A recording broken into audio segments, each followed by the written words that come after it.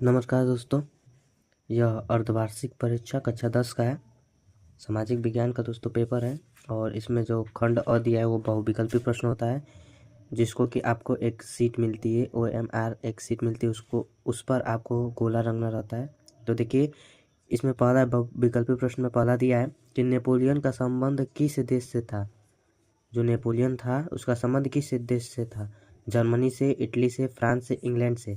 तो दोस्तों जो नेपोलियन था उसका संबंध फ्रांस देश से था, तो इसका आंसर क्या हो जाएगा? सी हो जाएगा। और दोस्तों दूसरा दिया है कि गैरीबाल्डी संबंधित था। जो गैरीबाल्डी था वो किससे संबंधित था? इटली के एकीकरण से, जर्मनी के एकीकरण से, अमेरिका के स्वतंत्रता संग्राम से, और डी में दिया है कि रूस की राजक्रांति से। तो दोस्तों जो गैरीबाल्डी का संबंध था वो इटली के एकीकरण से था, इटली के एकीकरण से था। तो इसका उत्तर क्या हो जाएगा? ए, यानी कि अ। जो तीसरा में दिया है, तीसरा में दिया है कि भारत वापस आने पर गांधी जी ने पहला सत्याग्रह कहाँ किया था? चंपारण, बरदौली, अहमदाबाद, खेड़ा। दोस्तों जब महात्मा गांधी भारत से वापस आते हैं तो उन्होंने अपना पहला सत्याग्रह चंपारण बिहार में किया था। चंपारण दोस्तों कहाँ पड़ता है? बिहार में। चौथा दोस्तों दिया है 4 नंबर दोस्तों क्वेश्चन दिया है कि जलियांवाला बाग हत्याकांड किस वर्ष में हुआ था? अ में दिया है कि सन 1918 ईस्वी में, बी में दिया है वर्ष 1919, और डी सी में दिया है दोस्तों 1920 में, और डी में दिया 1921 में। दोस्तों जो जलियांवाला बाग हत्याकांड हुआ था वह 13 अप्रैल 1919 ईस्वी को हुआ था। तो यानी इसका आंसर क्या हो जाएगा? बी हो जाएगा। अगला है दोस्तों पांचवा कि करो या मरो का नारा किसने दिया था? सुभाष चंद्र बोस, चंद्रशेखर आजाद, भगत सिंह, महात्मा गांधी। तो दोस्तों करो या मरो का नारा महात्मा गांधी जी ने दिए था। महात्मा गांधी जी दोस्तों जो थे उन्होंने कहा था करो या मरो। छठवा दिया है दोस्तों कि वंदे मातरम गीत के रचयिता कौन थे? रविन्द्रनाथ टैगोर, सोहनलाल द्विवेदी, बंकिम चंद्र चटर्जी, रामधारी सिंह दिनकर। तो दोस्तों वंदे मातरम गीत के रचयिता कौन थे? बंकिम चंद्र चटर्जी। और दोस्तों आगे क्वेश्चन को देखते हैं। 7 नंबर दोस्तों क्वेश्चन दिया है कि निम्न में से कौन सी अजैव संसाधन है? चट्टान, पशु, पौधे, मछलियाँ। तो दोस्तों अजैव संसाधन जो होते हैं वो कौन से होते हैं? चट्टान। चट्टान अजैव संसाधन। दोस्तों वीडियो को लाइक और चैनल को सब्सक्राइब कर दीजिएगा। और 8वां दिया है कि लाल पीली मिट्टी कहाँ पाई जाती है? दक्कन के पठार में, मालवा प्रदेश में, ब्रह्मपुत्र घाटी में, थार रेगिस्तान में। दोस्तों लाल पीली मिट्टी थार रेगिस्तान में पाई जाती है। 9वां दोस्तों दिया है कि सुंदरवन राष्ट्रीय पार्क किस राज्य में स्थित है? तो दोस्तों सुंदरवन राष्ट्रीय पार्क किस राज्य में स्थित है? तो किस राज्य में स्थित है? असम, पश्चिम बंगाल, उड़ीसा, मध्य प्रदेश। तो दोस्तों सुंदरवन राष्ट्रीय पार्क पश्चिम बंगाल में स्थित है। इसका आंसर बी हो जाएगा। 10 नंबर दोस्तों दिया है कि निम्न में से उत्तर प्रदेश की सबसे बड़ी नदी घाटी परियोजना कौन सी है? माता टीला, रामगंगा, रिहंद, गंडक। तो दोस्तों इसका क्या हो जाएगा? सी, रिहंद।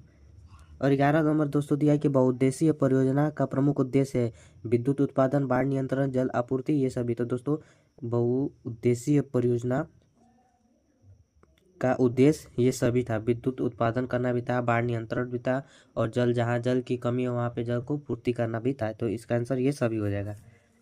अगला दोस्तों दिया 12 नंबर की चाय की खेती के लिए कौन सी मिट्टी सर्वाधिक उपयुक्त रहती है? पर्वतीय, दोमट, जलोढ़, लेटेराइट। तो दोस्तों चाय की खेती के लिए लेटेराइट मिट्टी होती है जो वो ज़्यादा उपयोगी होती है।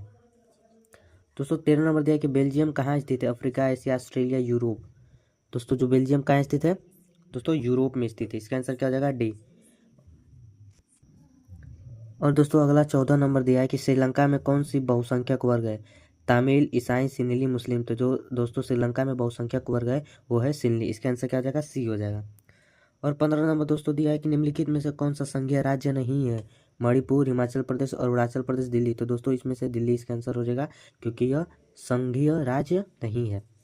16वां है दोस्तों कि धर्मनिरपेक्ष राज्य में धर्म की कोई स्थान नहीं है। अ में दिया है कि धर्म की कोई स्थान नहीं है।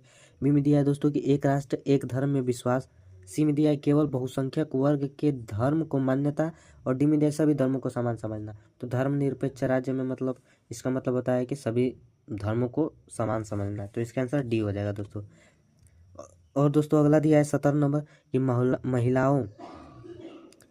महिलाओं को आत्मनिर्भर बनाने वाली संस्था निम्न में से कौन सी है? स्वयं सहायता समूह, गैर सरकारी समूह, सरकारी संस्था, बैंकिंग तंत्र। तो दोस्तों इसका आंसर क्या हो जाएगा? डी, बैंकिंग तंत्र। 18 नंबर दोस्तों दिया है कि आर्थिक विकास के अंतर्गत सम्मिलित लक्ष्य है। अ में दोस्तों दिया है कि नियमित रोजगार, बी में दिया है कि बेहतर मजदूरी, सी में दिया है सुरक्षा एवं स्वतंत्र और डी में दिया है ये सभी। तो दोस्तों इसका क्या हो जाएगा, ये सभी हो जाएगा। और 19 नंबर दोस्तों दिया है कि निम्न में से कौन सा प्राथमिक क्षेत्र के अंतर्गत आता है, खनन, विनिर्माण, सूचना, बैंकिंग। तो दोस्तों जो प्राथमिक क्षेत्र में आता है वो क्या आता है, खनन। और दोस्तों 20 नंबर दिया है कि एगमार किन वस्तुओं के लिए प्रमाणिक चिन्ह है, उपभोग वस्तु, सेवा वस्तु, इलेक्ट्रिक वस्तु, खाद्य पदार्थों, खाद्य पदार्थ के लिए। इसका आंसर क्या हो जाएगा दोस्तों, इसका आंसर क्या हो जाएगा, सी हो जाएगा। अगला दोस्तों खंड ब दिया है वर्णनात्मक प्रश्न। इसको दोस्तों आपको ये एक तरफ से क्वेश्चन आंसर है, इसको आपको जो कॉपी मिलती है उस पर करना है। और दोस्तों इसमें अथवा का ज़्यादा से ज़्यादा ध्यान रखा कीजिए, क्योंकि अथवा दिया रहता है। अथवा का मतलब होता है या तो आपको ऊपर वाला करना है, या दो दिया रहेगा क्वेश्चन, आपको या तो पहला करना है या तो दूसरा करना है, दोनों नहीं करना है। दोनों करेंगे तो आपका नंबर कट सकता है। तो दोस्तों इसमें पहला दिया है कि नमक सत्याग्रह क्यों प्रारंभ किया गया, इसका उसका संक्षिप्त विवरण दीजिए। और अथवा में करके दिया है दोस्तों कि वर्ष 1929 की आर्थिक महामंदी का भारतीय अर्थव्यवस्था पर क्या प्रभाव पड़ा। तो इसमें से दोस्तों या तो आपको नमक सत्याग्रह का लिखना है या तो वर्ष 1929 के आर्थिक महामंदी के बारे में लिखना है। दूसरा नंबर दोस्तों दिया है कि बहुउद्देशीय नदी घाटी परियोजना के किन्हीं 4 महत्वों को बताइए। अथवा में दिया है कि पहाड़ी क्षेत्र में मृदा अपरदन की रोकथाम के लिए क्या क्या कदम उठाया जाना चाहिए। या तो दोस्तों आपको ये करना है या तो आपको ये करना है, दोनों में से किसी एक को करना है। और तीसरा में दोस्तों क्या दिया कि क्या इस बात से सहमत हैं कि लोकतांत्रिक व्यवस्था सामाजिक सामंजस्य स्थापित करती है। या अथवा में करके क्या दिया है दोस्तों कि सांप्रदायिक को दूर करने के लिए किन्हीं 3 उपायों का वर्णन कीजिए। जो सांप्रदायिकता है उसको दूर करने के लिए किन्हीं 3 उपायों को लिखना है। या तो आपको ऊपर वाला करना है या तो नीचे वाला, दोनों में से किसी एक को करना है। दोस्तों 4 नंबर दिया है कि शहरी क्षेत्रों में रोजगार में वृद्धि कैसे की जा सकती है। या तो आपको वो ऊपर शहरी वाला लिखना है, या तो लिखा है अथवा करके कि महात्मा गांधी राष्ट्रीय ग्रामीण रोजगार गारंटी अधिनियम 2005 यानी जो उसको मनरेगा बोलते हैं के उद्देश्य लिखिए। और फिर अथवा में दोस्तों लिखा है कि मुद्रा की विशेषता लिखिए। इसमें तो 3 दे दिया है, अथवा इसको अथवा इसको, इसको अथवा इसको, इनमें से किसी एक को लिखना है। और दोस्तों आगे क्वेश्चन को देखते हैं। 5 नंबर में दोस्तों दिया है कि फ्रांस की क्रांति के सामाजिक आर्थिक कारण क्या थे। जो फ्रांस की क्रांति थी उसमें सामाजिक आर्थिक कारण क्या थे उसको लिखना है। अथवा में करके दिया है कि असहयोग आंदोलन क्यों प्रारंभ किया गया, आंदोलनकारियों के 4 कार्य लिखिए। तो दोस्तों आपको या तो फ्रांस की क्रांति लिखना है या असहयोग आंदोलन लिखना है। छठवां में दिया दोस्तों कि बहुउद्देशीय नदी घाटी परियोजना से आप क्या समझते हैं और इसके उद्देश्यों का वर्णन कीजिए। दोस्तों ये ट्रिपल में भी आया था कि इसकी क्या थी, जल की आपूर्ति थी और विद्युत उत्पादन करना था और बहुत सारी चीज़ें थी। बहुउद्देशीय नदी घाटी परियोजना में उसको आपको लिखना है। या अथवा में करके दिया है कि सरकार द्वारा कृषि उत्पादन में वृद्धि सुनिश्चित करने के लिए किए गए उपायों को समझाइए। फिर अथवा में करके लिखा है कि भारत में सौर ऊर्जा का भविष्य उज्ज्वल है, क्यों। इसको दोस्तों आपको लिखना है। और दोस्तों 7वां दिया है कि सत्ता की साझेदारी जनता की आत्मा है, उदाहरण देकर विवेचना कीजिए। सत्ता की साझेदारी जनतंत्र की आत्मा है, उदाहरण देकर विवेचना कीजिए। अथवा में करके लिखा है कि भारत में संघीय व्यवस्था कैसी है, इसके 4 लक्षण बताइए।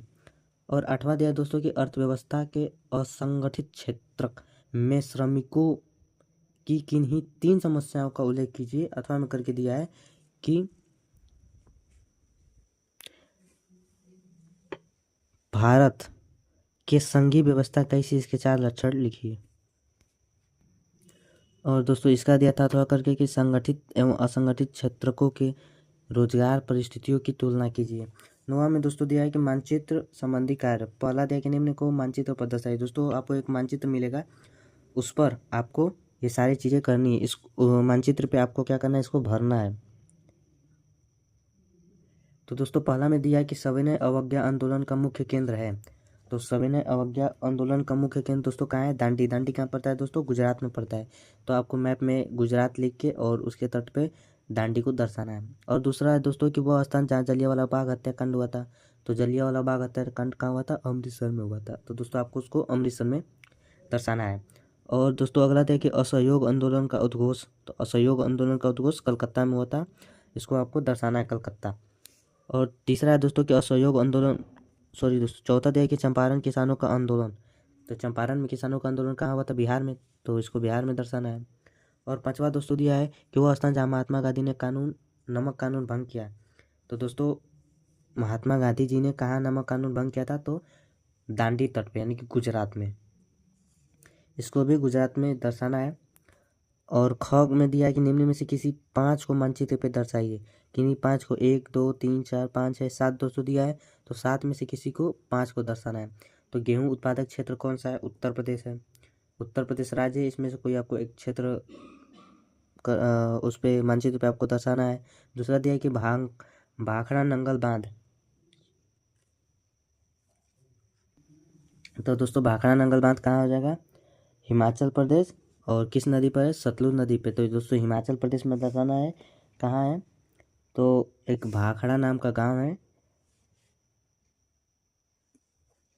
और उसका जिला है दोस्तों बिलासपुर है, तो वहाँ पे आपको दर्शाना है। तीसरा दिया है कि दोस्तों बोकारो स्टील संयंत्र, तो दोस्तों बोकारो स्टील संयंत्र कहाँ है, झारखंड में है, और जय श्री राम, बोकारो गांव में। और दोस्तों चौथा दिया है कि जूट उत्पादक क्षेत्र है, तो दोस्तों जो जूट उत्पादक क्षेत्र है वो कौन सा है, पश्चिम बंगाल है। और दोस्तों 5 में दिया तो भद्रा नदी के साथ, नदियों के साथ, तो जो दोस्तों तुंगभद्रा नदी है, यह कहाँ, दक्षिण भारत के कर्नाटका से आंध्र प्रदेश की ओर बढ़ती है, और जो दोस्तों आंध्र प्रदेश की एक बड़ी नदी है कृष्णा, उसमें जाकर ये मिल जाती है। और दोस्तों अगला दिया है कि टिहरी बांध, टिहरी लिखा है, चाहे टिहरी चाहे टिहरी बांध, तो टिहरी बांध कहाँ है दोस्तों, उत्तराखंड में। और 7 नंबर दिया है दोस्तों कि लौह अयस्क की खान, तो ये कहाँ है दोस्तों, उड़ीसा में। तो इसको आपको मानचित्र पे दर्शा लेना है। वीडियो देखने के लिए धन्यवाद।